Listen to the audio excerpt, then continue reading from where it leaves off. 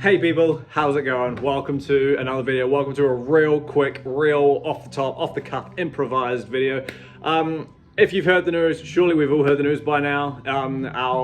Our frontman for the legendary, well, the ex-frontman of legendary band Iron Maiden, Paul Dianno, has sadly passed away. This is no way a video to try and shine off his death or anything like that. Honestly, if you know, I just wanted to get in there and say my piece, because honestly, the amount, if you know anything about me, you know that I hold this album above all others. Look at my profile photo, both on here and on Instagram. It's the same profile. This album is the album that changed my life when I heard it at the prime age of like 14, 15-ish.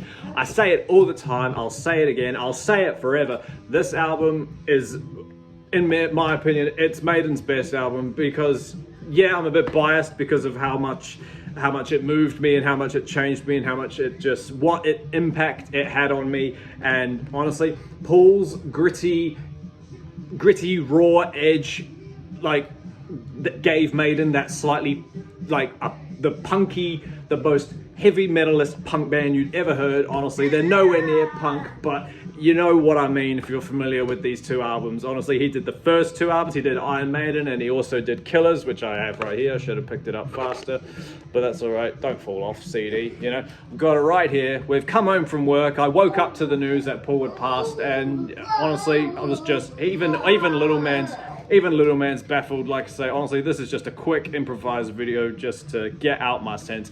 Iron Maiden is amazing. Killers is just as good if you enjoy the raw punky stuff. This is a tiny step up from the debut in terms of production, and you could say songwriting and whatnot, but honestly, I've got such a soft spot for the debut. But Killers is definitely worth talking about as well. The artwork in itself is just amazing. I won't lie, the artwork is a step up. The title track Killers is just beautiful. Paul has both beautiful songs on both albums with, you know, Strange World, and you could say Remember Tomorrow, but then the Killers also have Prodigal Son and just some other real beautiful moments in the likes of, like, you know, the Purgatory and the Drifter and whatnot. Killers is great. Wrathchild is awesome. Innocent in Exile. Like, honestly, just real quick, if you haven't heard any of these albums, but like, if you're unaware that Maiden had a different singer at the start, honestly, you're missing out. They're amazing.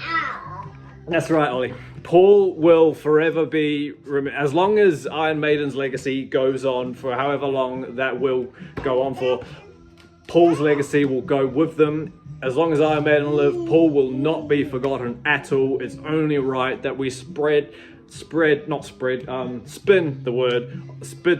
albums that Paul did, and just, you know, hone in how great of a frontman he was for them at that time. He really honed in the whole edgy, raw stuff that they did with, like, you know, in the small clubs, that gritty vibe. You know, Bruce obviously took them to stadiums and whatnot, but Paul was perfect for what they did first. He's the humble beginnings. Maiden wouldn't be what they are today without him. So I just want to quickly acknowledge how great of a frontman he was and how much impact he had on the metal scene with these two albums. Honestly, they're just killer, honest to God. Rest in peace, Paul, you absolute legend. 66 years, too young in my opinion.